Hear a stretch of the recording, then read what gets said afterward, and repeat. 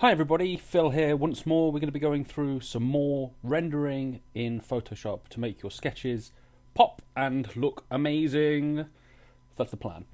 Today we're going to be going through a sort of a second session following on from the last session which you may have gone through, which was the single color grey rendering to work your drawings. Today we're going to be working from a midpoint grey, introducing some light and shade, and using a brush. We're going to be aiming for a sort of marker-like effect to retain some analog warmth rather than just trying to make everything blocky and completely mechanized. Hopefully we're going to be able to get some nice work going. I've got my sketch of an ATST from Return of the Jedi, last source service on the moon of Endor, I believe, being destroyed by Ewoks. Today we're going to be making it look a little bit more three-dimensional than this flat two-dimensional sketch.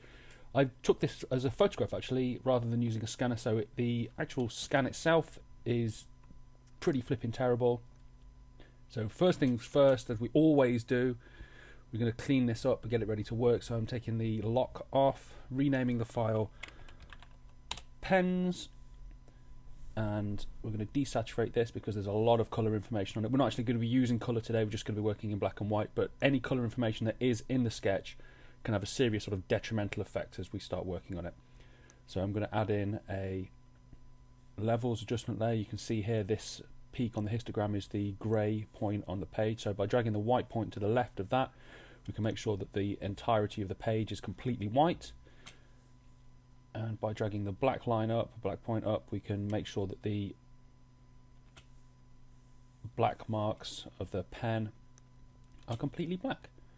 So that's pretty much exactly what we want. We're going to close that down, hit levels, Command E to flatten those two layers down. They are now one layer, and that's the pens layer. Remember, the rule that I stick to when working on projects like this is that the pens layer always stays at the top, and something that no matter how many times I go through it with the class seems to catch at least one or two people out when we do it in the sessions, is that the transparency mode needs to be set to multiply.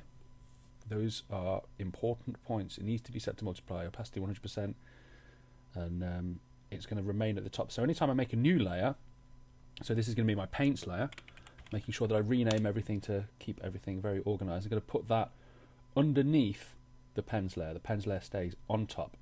So I'm going to be working on the paints layer. We'll make sure they've got a foreground selected. I'm going to pick a 50% grey.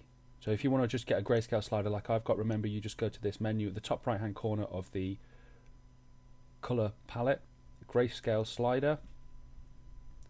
I'm going to set it to 50%, and make sure that you've got a little outline around the foreground here, not the background. If you look, you can switch between the two like this. The foreground is the one that I want to be affecting because I'm going to be using a key combination to fill this, and it is Alt backspace.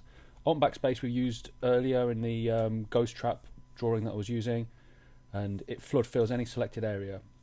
Obviously if you've nothing selected, it just flood fills the entire document with the foreground color. So today I'm going to be making some selections the same way as I did before, imagining a light source coming from this top left hand corner, illuminating this vehicle. Rather than just using the flood fill that I used before, I'm going to be adding a little bit of extra depth by using a very large hard-edged brush.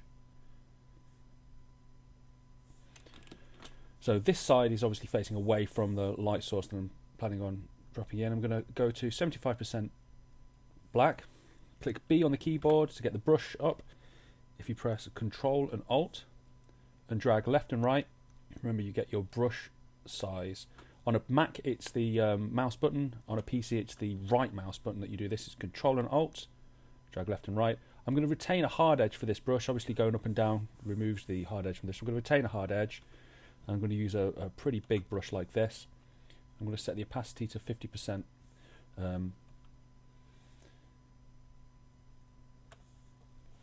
Remember, you can just use your key combinations on the keyboard just by pressing the numbers.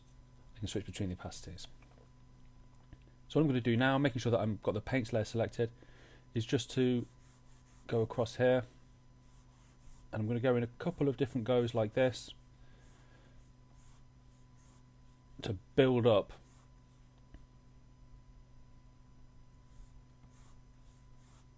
some shade across the surface. So what we get now is a sort of a feel of quite a loose sort of marker sketch, and that's what I'm after with this drawing. So what I'm going to do now is just go through and make a whole load of different selections, all of the areas that are facing away from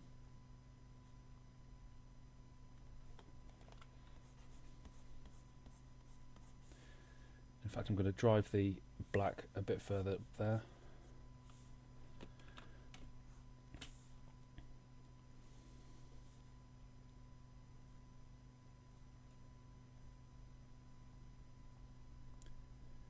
So the idea by working like this is, rather than just using the flood fill from the last session, is that you start to get a little bit more of a feel of depth in the image. And we're not going to full gradients to create the impression of depth. We're still just building up areas of light and shade using the hard edge brush.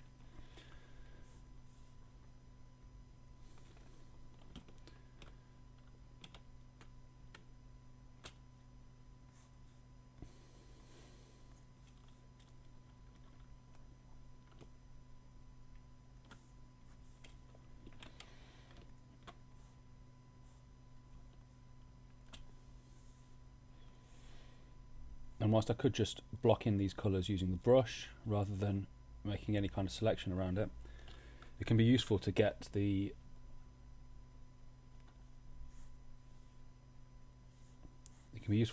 hard edges in place, just to ensure that you've got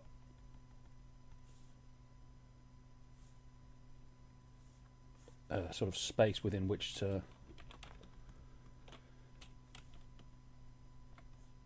drop the correct colours. Again, as with the last session that we did, the sort of the goal that we're going for just here is not necessarily to be uber precise. What I'm trying to aim for is that this is going to be a way of making this sketch sort of pop a little bit and to lift the sketch rather than create a sort of really finalised render. So for that reason, I'm not going to kill myself making everything super duper precise. I'm not going to spend long enough on it to make sure that it has got some measure of depth.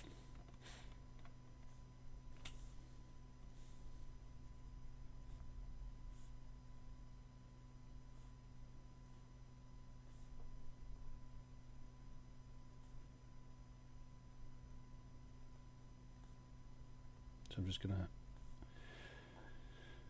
make a broad selection of this section just here.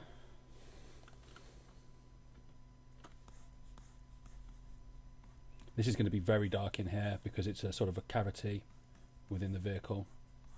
So I might even just push that all the way up to black, but reduce the opacity.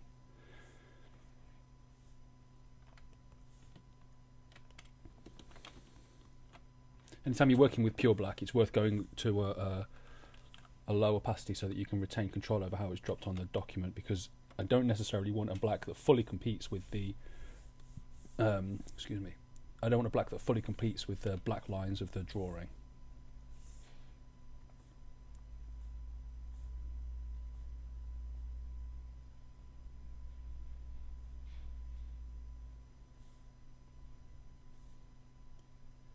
So this whole side of this leg is going to be in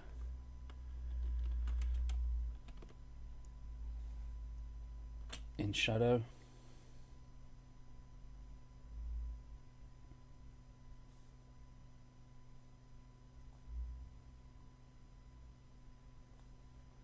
So I'm actually not going to be very careful about that edge just there, and you'll see why in a little bit. But what I'm going to do is use the outline of the original sketch to create a mask around the whole thing,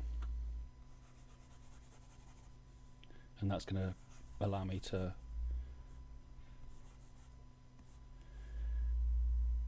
not have to worry too much about exactly where the edges of everything are at this stage.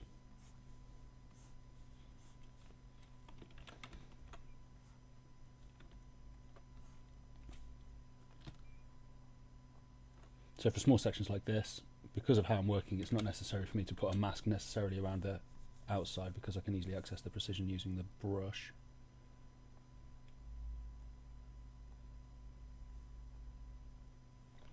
And as I've spoken about before, this is a technique that's useful for doing fairly sort of early stage drawings.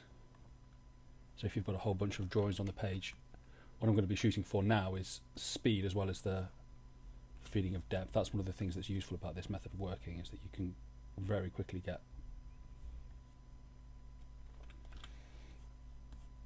a lot of sort of depth and a little bit more spatial information about your drawing on the page.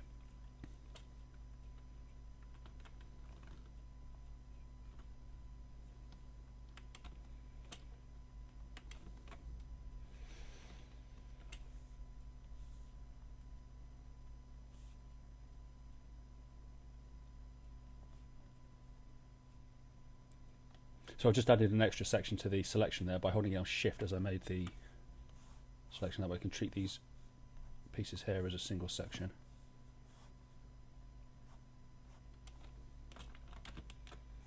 You can see I've got an extra bit of depth on that.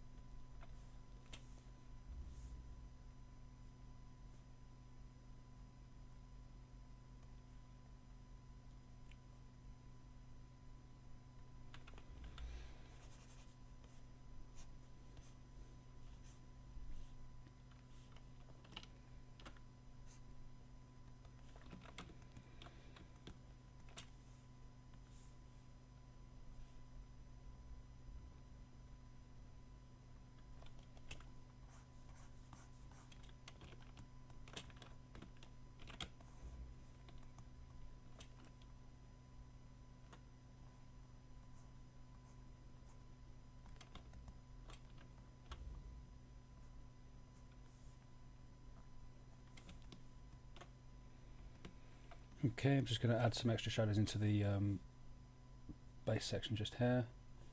Hopefully be able to suggest some of the curve across here as well.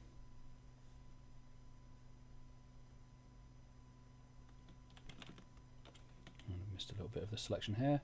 But again, just holding down Shift to add the selection onto it.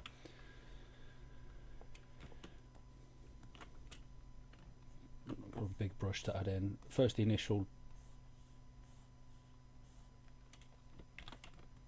selection, there we go.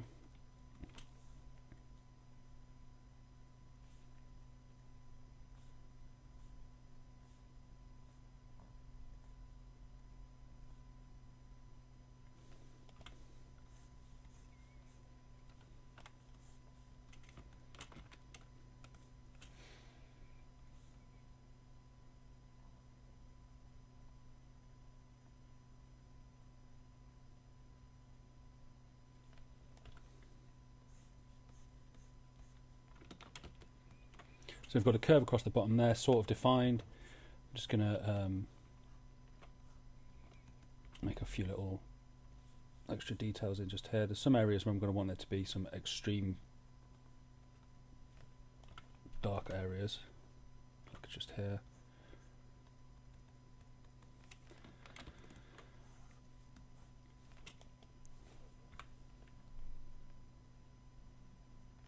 And just here as well.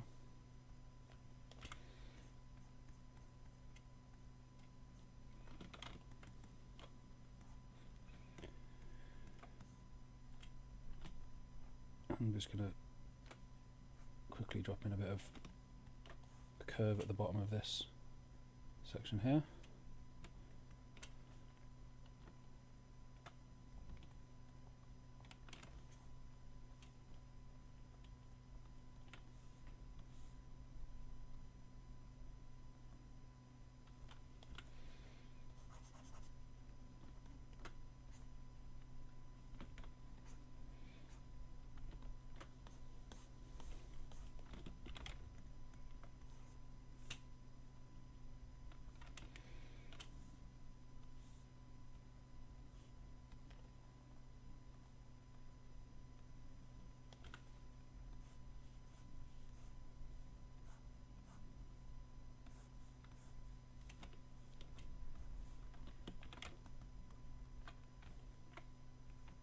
Okay, still a few little bits and pieces I need to clear up. This looks like it's going to need a little bit of extra darkness around the base of it, so that it indicates that this curve is receding in underneath this piece of armor plate just here.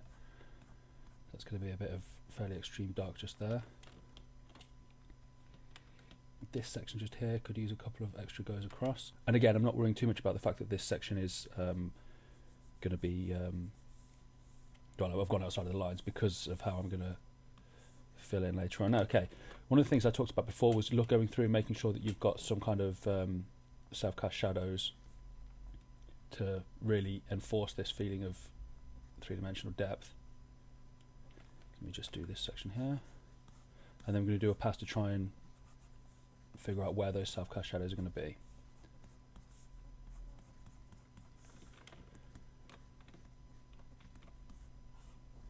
Okay, I think this gun here needs a little bit of shadowing on it, but I'm just going to do that quickly using the brush.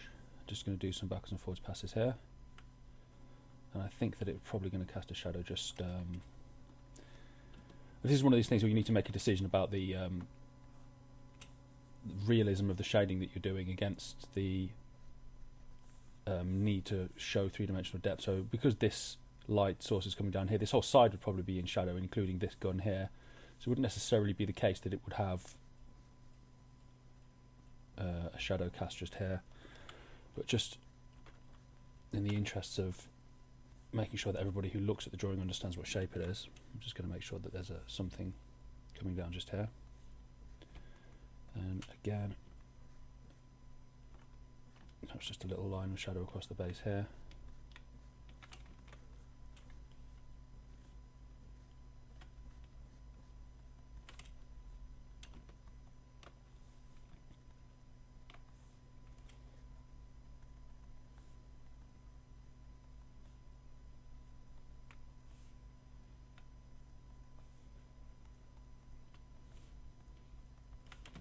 Right, self-cast shadow. So we definitely would have points of extreme dark inside here. And the way that the shadow would work would be that it would come down. Wait a sec, where's the light coming from?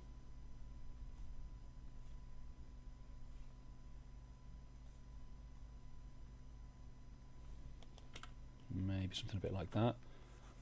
Just give that a couple of goes over with the brush.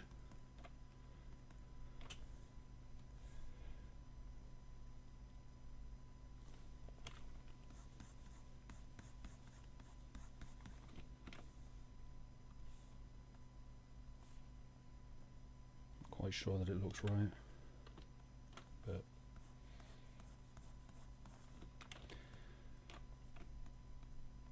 all right. So self-cast shadows. This section of machining just here is definitely going to cast a shadow downwards over the bottom of this pivot just here.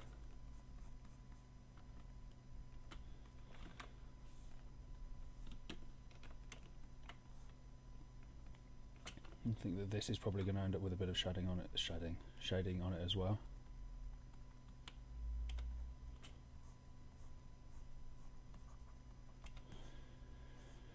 Okay.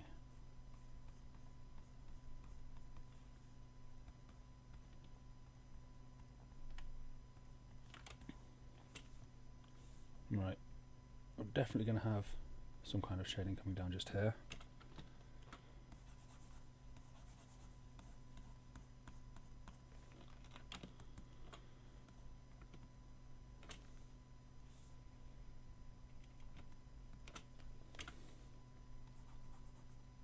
lot more coming down across this leg as well.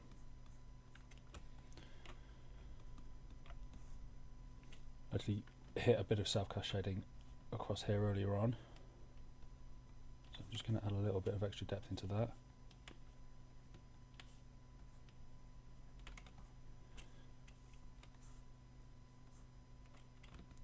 I actually think that this body is going to have a shadow from this head section here.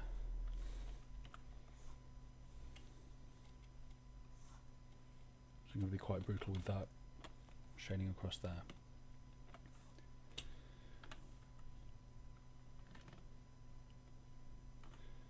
Perhaps just put a bit of shading. Shading's the word for today, apparently. Okay, I'm just going to put a bit of shading across here.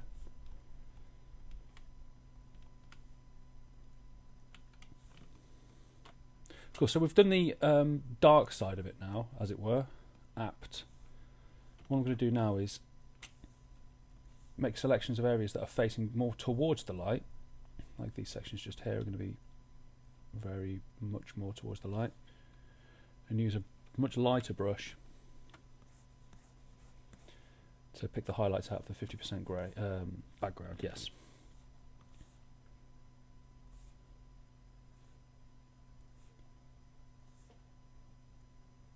And again, this gives us a nice opportunity to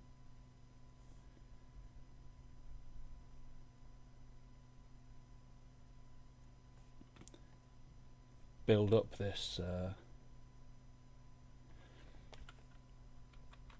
almost sort of marker-like feel.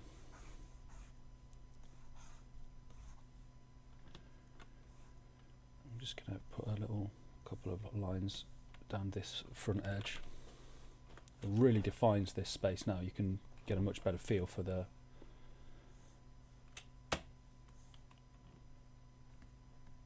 shape of the object. This top section just here, may as well put a bit of shading on the front of this.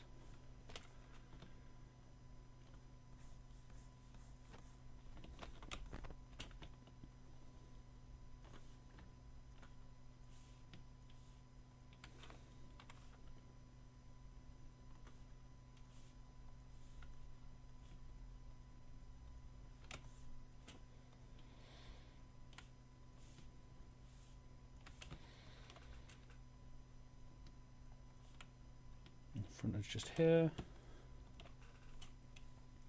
So a lot more depth in the image now. Perhaps put a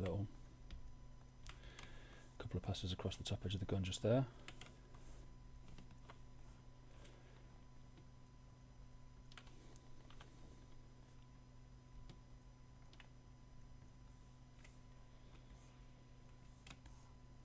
So I think that this edge just here, this surface here is going to be picking up the light.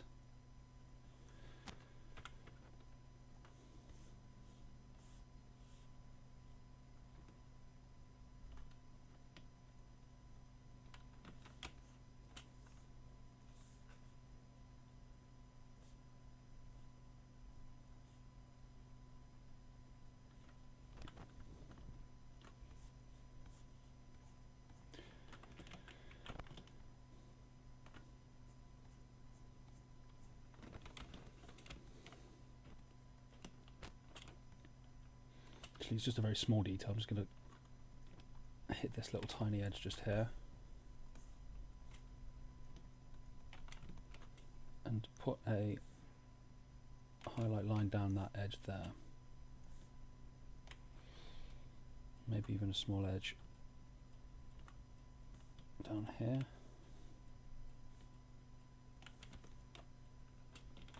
Don't like that one.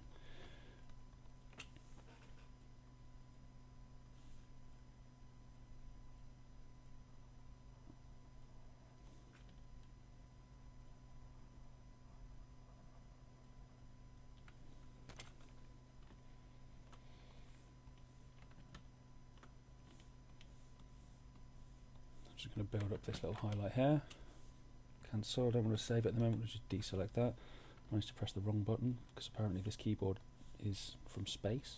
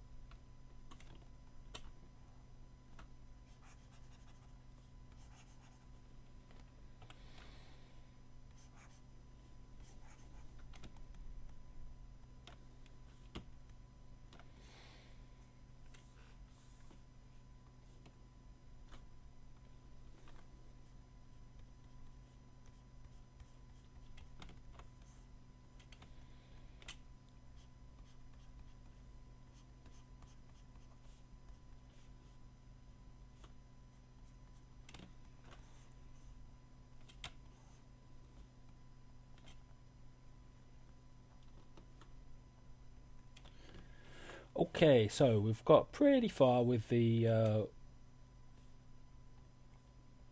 shape of this object. I think that there's a great deal of visual ambiguity left in terms of somebody looking at it and wondering what sort of shape it's supposed to be. So I'm going to do one last thing to really make it pop, and I'm going to be able to still carry on digging in here. Email, that's great, thanks a lot for that, really useful. So what I'm going to do is click W on the keyboard, make sure I've got the pens layer selected. W brings up this magic wand tool, and I'm going to use the outlines of the object, the sketch that I brought in, to create a selection like this. And I'm going to click, if you go to select inverse, what I want is just the object itself selected. If you don't have to click select inverse, you click Control Shift I, it will invert the selection like that. What I'm going to do now is just to, it looks like there's a few problems because there were some leaks around the outside of the shape. What I'm going to do is click the quick mask button here. You can see the quick mask does is it shows the areas that were selected and not selected. So I want this to be a continuous whole. See, there's been some selection leaks just here.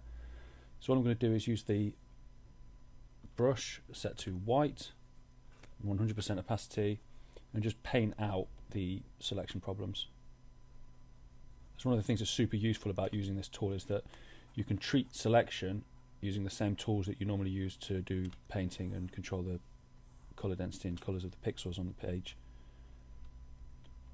Photoshop's great at controlling those, and by using those tools to control the selection, you get a really powerful means of making your masks. So now I've got just the outline of the at ST selected. What I'm going to do is click on the paints layer. Make sure that it's the paints layer that you've got selected. I'm going to click on this button at the bottom here, which looks like a little grayscale Japanese flag, which will create a layer mask out of the selection that we had there. So instantly you can see that it pops right out of the page. The work that we've done before to create all of the depth suddenly makes a lot more visual sense. I seem to, let me just paint this section in just here. X to swap over the colours. Okay, sorry. So what I was doing then was drawing on the selection on the layer mask. Well, I guess we'll explain that in a later video about specifically using layer masks. Cool. So there you go. I'm satisfied with this. We've got a lot of depth on the screen, a lot of depth on the page. The object has got a real feeling of three-dimensional space around it, even though we've only been spending a very short period of time on it. I'm looking at the time now. We've been about half an hour to go from original sketch, which looked pretty ropey, and we've also done the colour fix on, to this, which has got much more information on the page, much more of a feeling of depth. It's much more useful as a sort of a visual artifact for you as a designer to communicate your ideas with anybody who might be looking at the art that you're producing.